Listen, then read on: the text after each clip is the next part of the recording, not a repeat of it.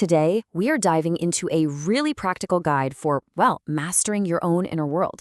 Because let's face it, your emotions aren't just random static, they are powerful signals. And when you learn to actually work with them, they become your greatest allies. So let's start with a feeling we all know a little too well. You know that feeling, right? You're stuck in traffic, just fuming. But what if that red-hot frustration isn't really about the car that just cut you off? What if it's a signal for something much, much deeper? We're going to explore this idea that our most common emotions are often just the very tip of a much bigger story. And this visual right here is the perfect way to think about it, the emotional iceberg. The part we see, the part we feel so obviously, that anger, that anxiety, that's just the tip. The real driver, the huge hidden mass of that iceberg, is what lies beneath the surface.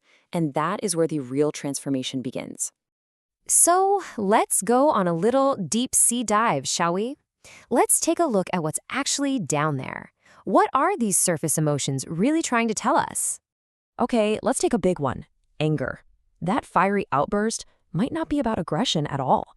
It could just be a mask for some deep hurt after a disappointment, or a fear of losing control, maybe even shame about something that happened in the past. Or honestly, it could just be sheer exhaustion, you know? The anger is just the alarm bell. It's not the fire itself. And it's the exact same story with anxiety. That constant hum of worry, it so often comes from something much more specific. The roots might be this profound fear of rejection or the crushing weight of trying to be perfect all the time. Sometimes it's even unprocessed grief or a simple lack of trust in your own ability to handle what's coming next. You see, these feelings are powerful messengers. So if our emotions are these giant icebergs, how in the world do we explore what's underwater? Well, we need a tool. I want you to think of yourself as an archaeologist of your own inner world, ready to do a little digging. And the main tool we're going to focus on is something called the emotional archaeology method.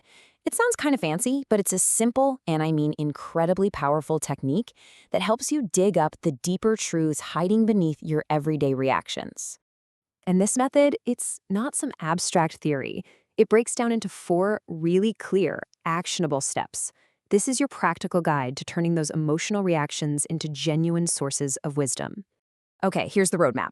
First, we just recognize the surface emotion. Then we get curious and explore what's underneath. After that, we figure out the core need our emotion is signaling. And finally, we choose a wise response. Let's break each one down. Step 1, surface recognition. This is all about pausing the action movie of your life for just a second. Instead of getting swept away, you just stop and name it. Okay, I'm feeling frustrated, or wow, I'm feeling anxious. Then just rate how intense it is. This super simple act creates just a little bit of space between you and the emotion, and that space, that's where your power is. Step 2 is deeper exploration. This is where you get to be a detective. You just ask yourself, okay, I'm feeling angry, but what's really going on beneath that? Is it hurt, disappointment, fear? You're not judging anything here. You're just observing with genuine curiosity, kind of like a scientist discovering a new fossil. And this brings us to the most crucial part. Step 3, need identification. This is where you find the message in the bottle. You ask yourself, what do I need right now? Maybe that anger is signaling a need for respect. Maybe that anxiety is pointing to a need for safety or for connection. This is what your emotion has been trying to tell you all along. And finally, step 4, the wise response. Now, this isn't about suppressing the emotion or pretending it's not there. It's about choosing an action that honors both the feeling and your deeper values. So instead of lashing out in anger, maybe you set a firm but calm boundary.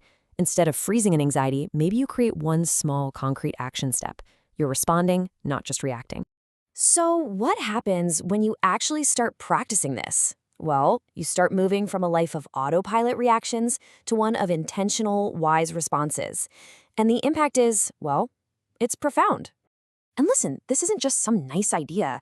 It has a huge, measurable impact. Studies show that emotional intelligence actually accounts for 58% of performance in all types of jobs.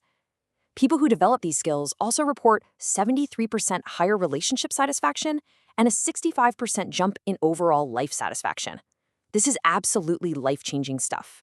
This here perfectly illustrates the shift. A really common reactive pattern is flight. Running from problems, avoiding those tough conversations, but with a wise response, that very same impulse gets transformed. It becomes strategic withdrawal, the wisdom to choose your battles and create healthy boundaries. You're using the same energy, but for a much more powerful purpose. Of course, transforming a pattern like that isn't magic. It's a skill. And just like any other skill, emotional mastery comes from consistent practice. It's all about making this kind of awareness a daily habit. And here's kind of what you can expect as you start to build that habit. In the first couple of weeks, you'll probably just notice more. By the end of the first month, you might feel less reactive. And within 2 months, you could seriously see your relationships begin to transform. After 3 months or so, you're building deep, lasting emotional resilience. Ultimately, this whole entire process is built on a simple but really profound idea, and it's captured perfectly in this quote. Transformation doesn't come from fighting your emotions or judging yourself. Nope. It comes from accepting what is with curiosity and compassion. That's the starting line for all meaningful change. So I'll just leave you with this question. You don't have to master your entire inner world by tomorrow. Just start with one thing. What is one emotion you felt recently that you can get a little curious about right now, today? That's your first day.